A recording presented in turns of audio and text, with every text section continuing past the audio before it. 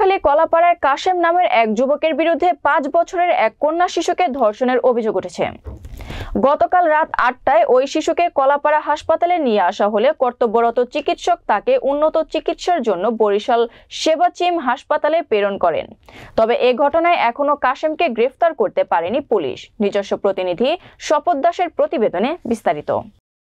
Police ও ওই শিশুর পারিবারিক সূত্রে জানা যায়, উপজেলার নীলগঞ্জ ইউনিয়নের কুমিরমারা গ্রামের মাহবুব গাজীর বাড়িতে কাশেম শ্রমিকের কাজ করে।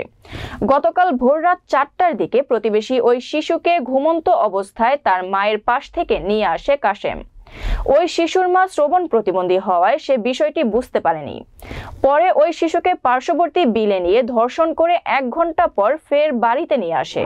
দিনভর ব্লিডিং এর কারণে সন্ধ্যায় ওই শিশুর শরীর দুর্বল হয়ে পড়লে রাত 8টার দিকে তাকে কলাপাড়া হাসপাতালে নিয়ে আসা হয়।